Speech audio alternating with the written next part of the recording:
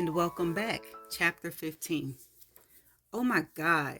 I doubled over in my chair, clutching my stomach. Please, please, I say out loud, though I don't know why or to whom I'm saying it. I need to get out of this house. I feel like I can't breathe. I should go sit outside and attempt to clear my head of everything I just read. Every time I'm reading her manuscript, my stomach cramps from all the time I spend clenching it. Let me reread that. Every time I'm reading her manuscript, my stomach cramps from all the times I spend clenching it. I skimmed several more chapters before chapter 5, but none were as horrifying as the chapter that detailed how she tried to choke her infant daughter. In the subsequent chapters, Verity focused mainly on Jeremy and Justine, rarely mentioning Harper at all, which grew more disturbing with each paragraph. She talked about the day Chastine turned 1, and she talked about when Chastine spent the night at Jeremy's mother's house for the first time at the age of 2. Everything that had initially been the twins in her manuscript eventually dwindled down to just Chastine. If I didn't know any better, I would think something had happened to Harper long before it did. It wasn't until the girls were 3 that she wrote about both of them again. But as soon as I start the chapter, there's a sharp rapping on the office door. I open the desk drawer and quickly shove the manuscript inside of it. Come in. When he opens the door, I have one hand on the mouse and the other resting casually in my lap. I made tacos. I smile at him. Is it time to eat already? He laughs. It's after 10. It was time to eat 3 hours ago. I look at the clock on the computer. How did I lose track of time? I guess that happens when you're reading about a psychotic woman abusing her children. I thought it was 8. You've been in here for 12 hours, he says. Take a break. There's a meteor shower tonight. You need to eat, and I made you a margarita. Margarita and tacos. Doesn't take much.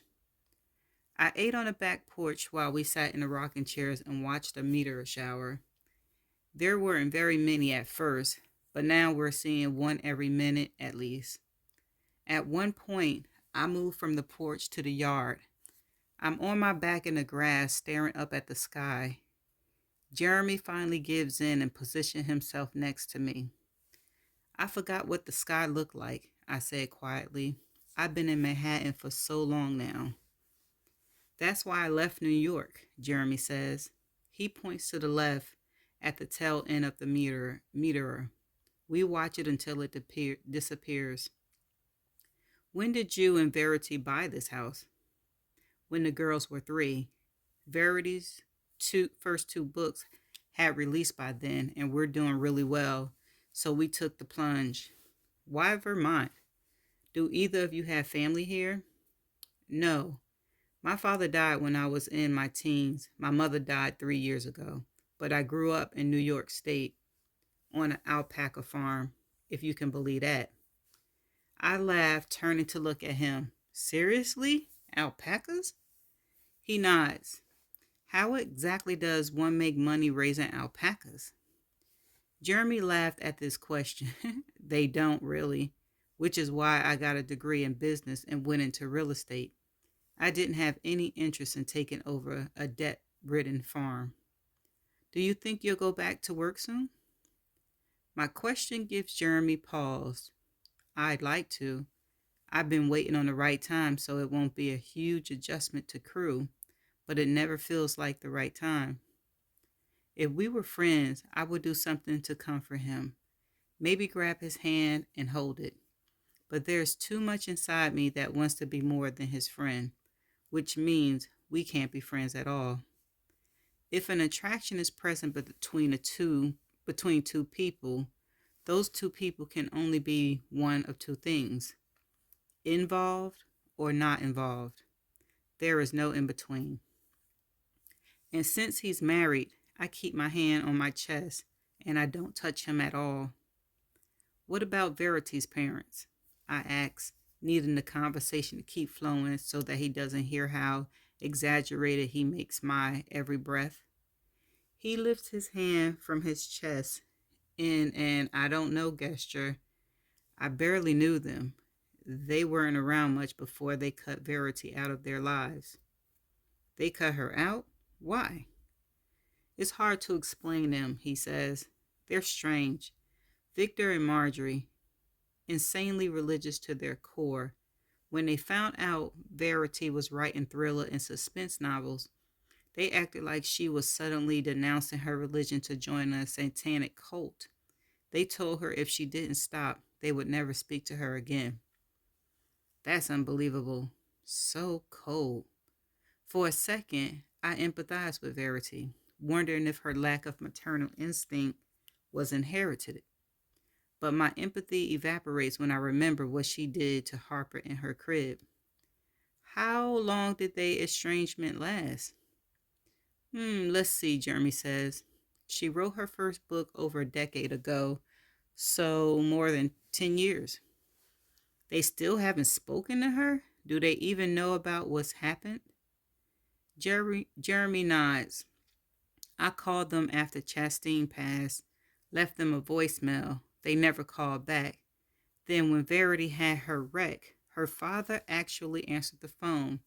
When I told him what had happened to the girls and to Verity, he grew quiet, then said, God punishes the wicked, Jeremy. I hung up on him, haven't heard from them since. I pull a hand to my heart and stare up at the sky in disbelief. Wow. Yeah, he whispers. We're quiet for a stretch. We see two meteoroids, one to the south and one to the east. Jeremy points at them both times, but says nothing. When there's a lull in both the conversation and the meteoroids, Jeremy lifts up beside me onto his elbow and looks down at me. Do you think I should put Crew back into therapy? I tilt my head so that I'm staring at him. We're only a foot apart with his position like this, maybe a foot and a half. It's so close I can feel the heat coming from him. Yes. He seems to appreciate my honesty. All right, he says, but he doesn't lower himself back to the grass. He continues to stare at me as if he wants to ask me something else. Did you go to therapy? Yes. It was the best thing that ever happened to me. I look back at the sky, not want to see the expression on his face after my next sentence. After watching the footage of myself on the railing, I was worried that deep down it meant I wanted to die. For weeks, I tried to fight my sleep. I was afraid I'd hurt myself intentionally, but my therapist helped me realize that sleepwalking is unrelated to intention. And after several years of being told that, I finally believed it. Did your mother go to therapy with you? I laughed. No, she didn't even want to talk to me about my own therapy. Something happened that night when I broke my wrist, and it changed her. Our relationship, anyway. We always felt disconnected after that. My mother actually reminds me a lot of. I stopped speaking because I realized I was about to say Verity. Reminds you of who? The main character in Verity's series. Is that bad? He asks. I laugh. You really haven't read any of them? He lies back down on the grass, breaking eye contact with me. Just the first one. Why did you stop? Because it was hard for me to fathom that it all came from her imagination. I want to tell him he's right to be concerned because his wife's thoughts are eerily similar to her character's thoughts. But I don't want him to have that impression of her at this point. After all he's been through, he deserved to at least be able to preserve a positive memory of his marriage. She's used to getting so angry with me because I didn't read her manuscripts. She needed that validation from me, even though she got it from everywhere else. Her readers, her editors, her critics.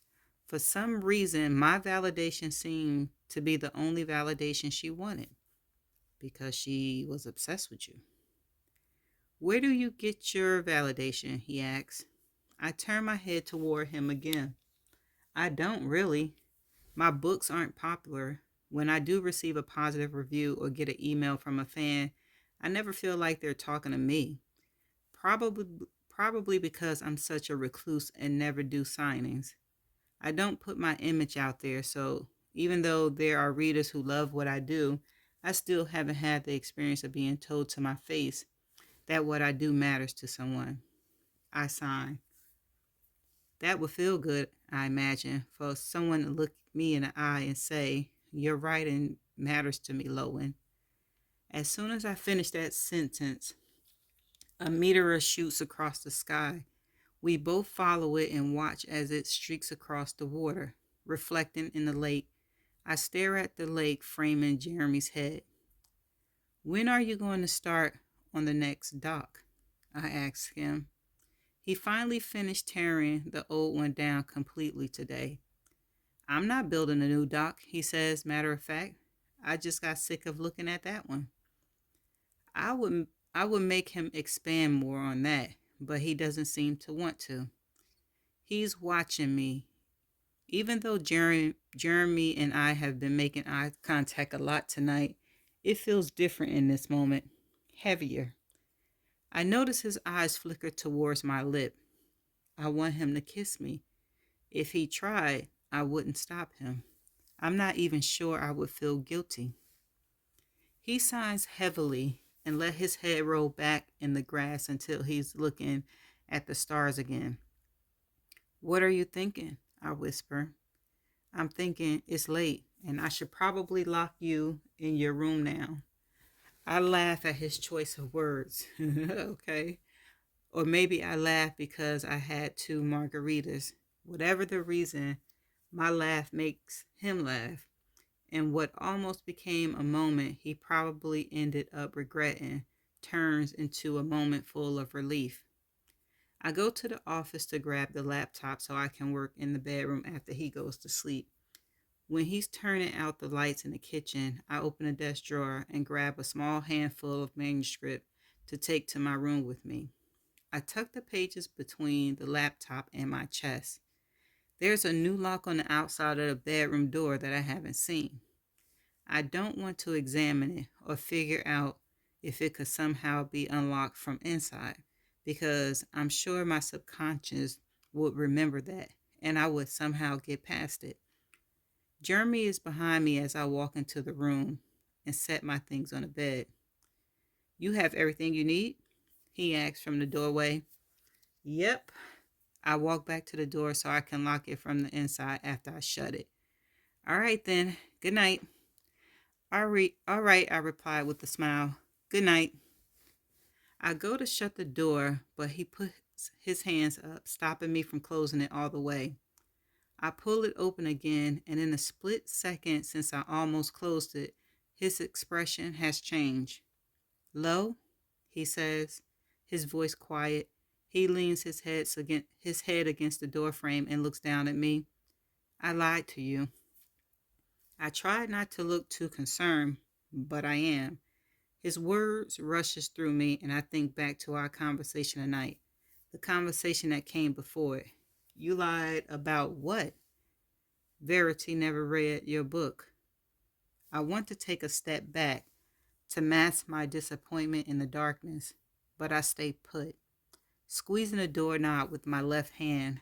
Why would you say that if it wasn't true? He closes his eyes for a brief moment while inhaling. When he opens them, he stands up straight through his exhale. He raises his arm and grips the top of the doorframe. I'm the one who read your book, and it was good. Phenomenal, which is why I suggested your name to her editor.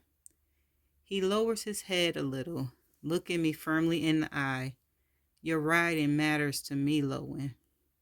He lowers his arms, grips the doorknob, and closes the door. I hear him latch the lock before his footsteps disappear upstairs. I fall against the door, pressing my forehead against the wood, and a smile because for the first time in my career, someone outside of my agent has given me validation. I cozy up in the bed with the chapter I brought with me.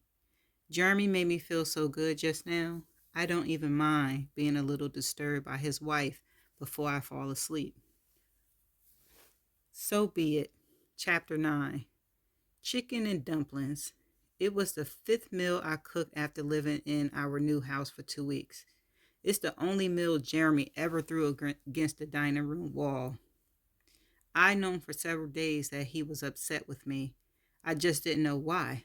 We were still having sex almost every day, but even the sex felt different, like he was disconnected, fucking me because it was our routine and not because he craved me. That's the reason I decided to cook the goddamn dumplings in the first place. I was trying to be nice by making one of his favorite meals. He was having a hard time adjusting to his new job. To make matters worse, he was upset with me for putting the girls in daycare without consulting him first. Back in New York, we hired a nanny as soon as my book started selling. She would show up every morning when Jeremy left for work so that I could retreat to my office and write every day. Then she'd leave when Jeremy came home, and I'd come out of my office and we'd cook dinner together.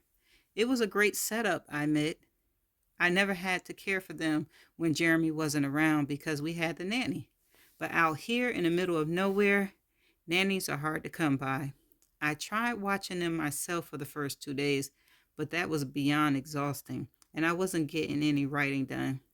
So one morning last week, I was so fed up, I drove them into town and enrolled them into the first daycare I came across. I knew Jeremy didn't like it, but he realized we had to do something if we both wanted to continue to work. I was more successful than he was, so if anyone was going to stay home and care for them during the day, it certainly wasn't going to be me. But the girls being in daycare wasn't what was bothering him. He seemed to like the interaction they were getting with other children because he couldn't shut up about it. But we had discovered a few months earlier that Chastine had severe allergies to peanuts, so Jeremy was cautious. He didn't want anyone caring for her but us. He was afraid the daycare would be careless, even though Chastine was the kid I actually liked. I wasn't stupid. I made sure they knew all about her allergy. Whatever it was that had him irritated with me, I was positive it was something a bowl of dumplings and good fuck would help him forget. I intentionally started dinner late that night so the girls would be in bed when we ate. They were only 3, so luckily they were tucked in by 7. It was almost 8 when I set the table and called Jeremy to come and eat. I tried to make it as romantic as possible, but it's hard to make chicken and dumplings sexy. I lit candles on the table and set up my playlist through the wireless speaker. I had on clothes, but nothing underneath them. I was wearing lingerie, something I didn't do often. I tried to make small talk with him as we ate. I think Chastine is fully potty trained now, I said to him. They've been working with her at daycare. That's good, Jeremy said, scrolling through his phone with one hand and eating with the other. I waited a moment, hoping whatever it was on his phone would take a back seat to us. When it didn't, I adjusted myself in my seat and attempted to grab his attention again. I knew conversation about the girls was his favorite subject.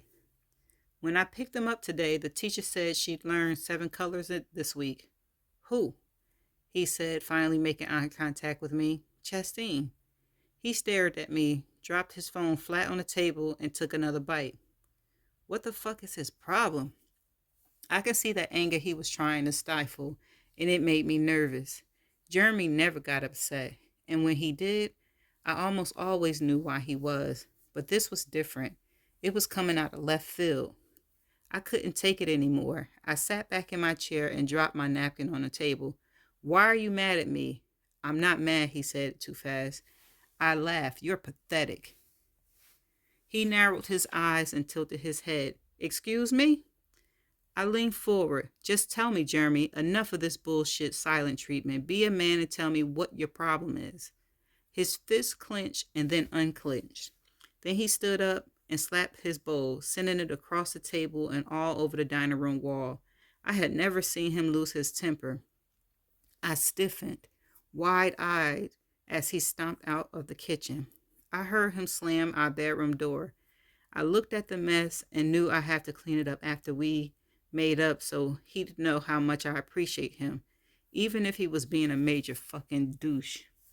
I shoved the chair under the table and walked to the bedroom. He was pacing back and forth. When I closed the door behind me, he looked up and paused. He was trying so hard in that moment to put his words in order, everything he needed to say to me. As angry as I was at him for throwing the meal I had worked so hard making for him, I felt bad that he was upset. It's constant Verity, he said. You talk about her constantly. You never talk about Harper. You never tell me what Harper learned in school or how Harper's doing with potty training and all the cute things Harper said. It's Chastine all the time, every day. Shit. Even with how much I try to hide it, he still sees it. That's not true, I said. It is true, and I've tried to keep my mouth shut, but they're getting older. Harper's going to notice that you treat them differently. It isn't fair to her. I wasn't sure how to get out of that predicament. I could have gotten defensive, accusing him of something I didn't like, but I knew he was right, so I needed to find a way to make him think he was wrong. Luckily, he turned away from me, so it gave me a moment to think. I looked up, like I was turning to God for advice. Stupid girl, God won't help you out on this one. I stepped forward cautiously. Baby, it's not that I like Chastine more. She's just smarter than Harper, so she accomplishes things first. He spins around, angrier than before I even opened my mouth. Chastine isn't smarter than Harper. They're different, but Harper is very intelligent. I know that, I said, taking another step towards him. I kept my voice low, sweet, unoffended. That's not what I meant. I meant it's easier for me to have a reaction to what Chastine does because Chastine's like that. She's animated like me. Harper isn't. I give her silent affirmations. I don't make a show of it. She's like you in that way. His stare was unwavering, but I was almost certain he was buying it, so I continued. I don't push Harper when she's in those moods, so yes, I do talk about Chastine more. Sometimes I focus on her more, but only because I realize there are two different children with two different sets of needs. I have to be two different mothers to each of them. I was good at spewing bullshit. It's why I became a writer. Jeremy's anger was slowly melting away. His jaw wasn't as tense as he ran a hand through his hair, taking in what I had just said. I worry about Harper, he said, more than I should, I'm sure. I don't think treating them different is the right thing to do going forward. Harper might notice the difference. A month earlier, one of the daycare workers had expressed concern to me about Harper. It wasn't until that moment when Jeremy was expressing his current concerns for her that I remembered her mention it to me. She said she thinks we should have her tested for Asperger's. I had forgotten all about it until that moment during my fight with Jeremy. And thank God I remembered because it was the perfect way to back up my defense. I wasn't going to mention this because I didn't want you to worry, I said to him. But one of their daycare teachers told me she thinks we should have Harper testers for Asperger's. Jeremy's concern grew tenfold in that moment. I tried to subdue that concern as quickly as possible. I've called a specialist already. At least I will put a call in tomorrow. They're going to call back when they have an opening. Jeremy pulled out his phone, becoming sidetracked by the potential diagnosis. They think Harper is on the autism spectrum. He took his phone from his hands. Back that up. I took his phone from his hands. Don't. You'll worry yourself sick until the appointment. Let's speak to the specialist first because the internet isn't a place we need to seek out answers for our daughter. He nodded and then pulled me in for a hug. I'm sorry, he whispers against the side of my mouth. It's been a shitty week. I lost a big client at work today. You don't have to work, Jeremy. I make enough money for you to spend more time at home with the girls if that's if that would make it easier. I would go insane if I didn't work. Maybe so, but it's going to be really expensive putting 3 kids through daycare. We can afford. He paused, pulling back. Did you say 3? I nodded. I was lying, of course. I wanted the mood of the night to disappear. I wanted him to be happy. And he was so happy after I told him I was pregnant again. Are you sure? I thought you didn't want more. I was sloppy with the pill a couple of weeks ago. It's still early, really early. I found out this morning. I smiled. Then I smiled even bigger. You're happy about it? Of course I am. Are you? He laughed a little, then he kissed me, and all was back to normal. Thank God. I gripped his shirt in my fist and kissed him back with everything in me, wanted him to forget all about the fight we were having. He could tell by my kiss that I wanted more than just a kiss. He took off my shirt and then took off his own. He kissed me as he backed up to the bed. When he removed my pants, he saw the bra and panties I had put on for him. You're wearing lingerie? He asked. He dropped his head into my neck. And you made my favorite meal, he said, disappointed. I wasn't sure why he sounded disappointed until he pulled back, brushing hair from my face, and said, I am so sorry, Verity. You were trying to make tonight special and I ruined it for you. What he doesn't understand is that I could never ruin a night for me when it ends with him loving me, focusing on me. I shook my head. You didn't ruin it. I did. I threw my food. I yelled at you. He brought his mouth to mine. I'll make it up to you. And he did. He fucked me slowly, kissing me the whole time, taking turns with each nipple as he sucked them. Had I breastfed, would he be enjoying my breasts as much? I doubt it. Even after twins, my body was nearly perfect. Aside from the scar on my abdomen, the most important part of me were still intact, still fairly firm, and Jeremy's temple between my legs was still nice and tight. When he had me close to the edge, he pulled out of me. I want to taste you, he said, moving down my body until his tongue was spreading me apart. Of course you want to taste me, I thought. I kept things intact for you down there. You're welcome. He stayed between my legs until I came for him, twice. When he began to crawl back up my body, he paused at my stomach and kissed me there. Then he was inside of me again, his mouth on mine. I love you, he whispered between kisses. Thank you. He was thanking me for being pregnant. He made love to me so much, with so much care, with so much compassion. It was almost worth faking the pregnancy just to have him love me like that again, to get our connection back. If there was one good thing the girls brought to our life, it was that Jeremy seemed to love me the most when I was pregnant. Now that he thought I was about to give him a third child, I could already feel his love multiplying again. There was a small part of me that was concerned about faking the pregnancy, but I knew I had options if I didn't get pregnant that week. Miscarriages were just as easy to fake as pregnancies. And that's the end of chapter 15. Stay tuned for the next chapter.